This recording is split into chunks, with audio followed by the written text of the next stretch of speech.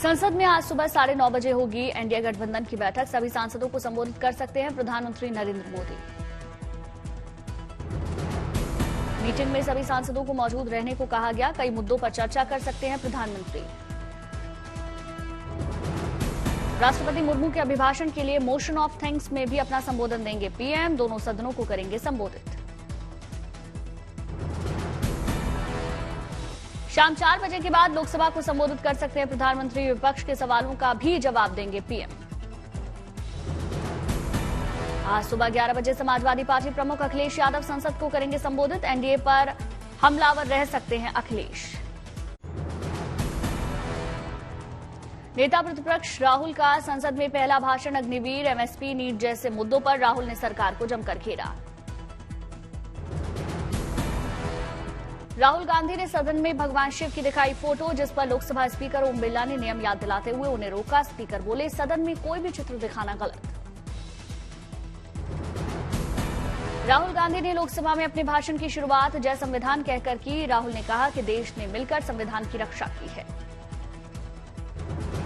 संसद में राहुल के दिखे तीखे तेवर। बोले, 10 साल में लगातार संविधान पर हमले हुए विपक्षी नेताओं को जेल में डाला गया। आइडिया ऑफ इंडिया पर हमला हो रहा।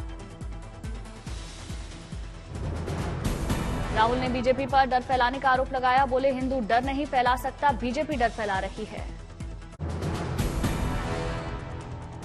राहुल ने एमएसपी को लेकर केंद्र सरकार को घेरा। बोले, किसान ने एमएसपी मांगी, आपने क्या कहा?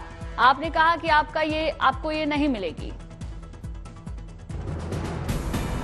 राहुल गांधी किसानों की कर्ज माफी को लेकर भी केंद्र सरकार पर हमलावर रहे। बोले, अगर 16 लाख करोड़ रुपए उद्योगपतियों का कर्जा माफ हो सकता है तो किसानों का भी थोड़ा सा कर दीजिए।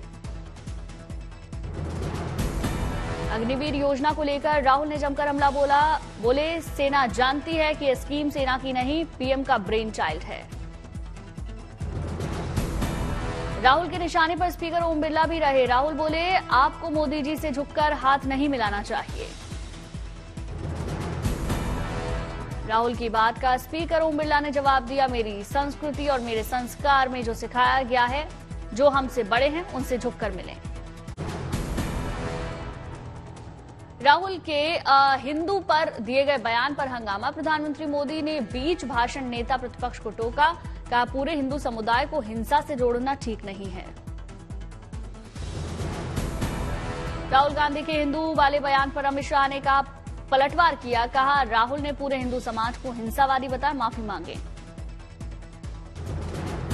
राहुल गांधी के हिंदू वाले बयान पर सीएम योगी आदित्यनाथ ने पलटवार किया। बोले, राहुल का बयान बचकाना, कांग्रेस पर कर रही तुष्टीकरण की राजनीति। हिंदू है देश की आत्मा। राहुल गांधी के बयान पर आया हेमंता बिस्वा शर्मा का बयान। बोले, नेता प्रतिपक्ष के रूप में राहुल गांधी ने पहले ही भाषण में हिंदुओं का विरोध किया। वो विरोधी पक्ष के नेता नहीं बल्कि हिंदू विरोधी पक्ष के नेता हैं। राहुल गांधी के बयान पर सांसद अवधेश प्रसाद का आया बयान। बोले, राहुल ने हिंदुओं के बारे में कुछ नहीं कहा, उन्होंने बीजेपी की मानसिकता और विचारधारा की बात की।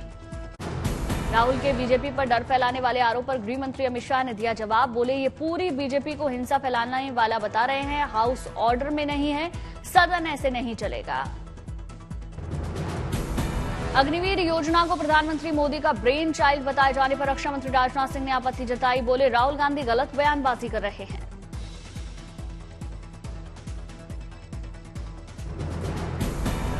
अग्निवीर मुद्दे पर रक्षा मंत्री राजनाथ सिंह ने आगे कहा कि सरहद पर अगर कोई अग्निवीर शहीद हो जाता है तो उसे 1 करोड़ रुपए मिलता है। राहुल गांधी ने राजनाथ सिंह के अग्निवीर शहीद को 1 करोड़ दिए जाने वाले बयान पर सवाल उठाए। बोले, सच्चाई क्या है ये अग्निवीर जानता है।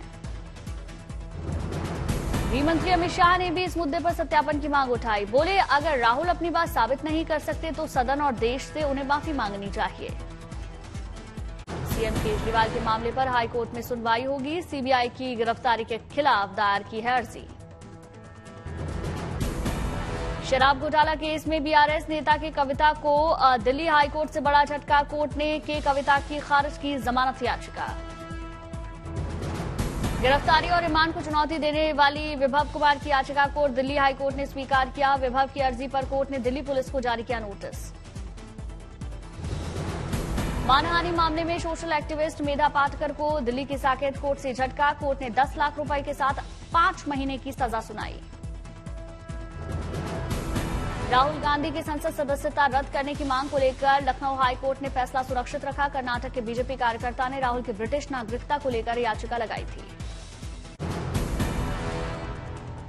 देश में आज से लागू हुए 3 नए आपराधिक कानून, भारतीय न्याय संहिता, भारतीय नागरिक सुरक्षा संहिता, भारतीय सुरक्षा अधिनियम के प्रावधान लागू किए गए। 51 साल पुराने सीआरपीसी की जगह भारतीय नागरिक सुरक्षा संहिता बीएनएसएस ने ली। भारतीय दंड संहिता की जगह भारतीय न्याय अधिनियम बीएनएस ने लिया। इंडियन एविडेंस एक्ट की जगह भारतीय साक्ष्य अधिनियम के प्रावधान लागू होंगे। महिलाओं से जुड़े ज्यादातर अपराधों में पहले से ज्यादा सजा मिलेगी। इलेक्ट्रॉनिक सूचना से भी एफआईआर दर्ज हो सकेगी। कम्युनिटी सेवा जैसे प्रावधान भी लागू होंगे।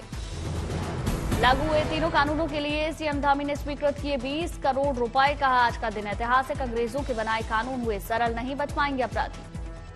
3 नए कानूनों को लेकर यूपी डीजीपी प्रशांत कुमार ने जाहिर की खुशी। कहा, तीनों कानूनों के लिए यूपी में की गई थी सभी तैयारियां। जिला अमरोहा और बरेली में नए कानून के तहत 2 एफआईआर भी दर्ज। लखनऊ में नए कानून के तहत दर्ज किए जा रहे मुकदमे। नए कानून को लेकर थानों में रखी गई कानून की किताब सीसीटीएनएस में भी बदलाव किए गए। एफआईआर दर्ज करने के दौरान सीसीटीएनएस का इस्तेमाल होगा। नए कानून को लेकर यूपी के सभी जिलों के थानों में चलाया जा रहा जागरूकता अभियान। आम लोगों को नए कानून के बारे में जानकारी दी जा रही। जम्मू कश्मीर के शोपियां में नए कानून को लेकर जागरूकता कार्यक्रम का आयोजन। बड़ी संख्या में पहुंच रहे लोगों ने कानून के बारे में जानकारी दी। देश में लागू हुए नए कानून को लेकर बोले दिल्ली पुलिस आयुक्त संजय अरोड़ा। कहा, दिल्ली में नए कानूनों के तहत एफआईआर दर्ज की जा रही है।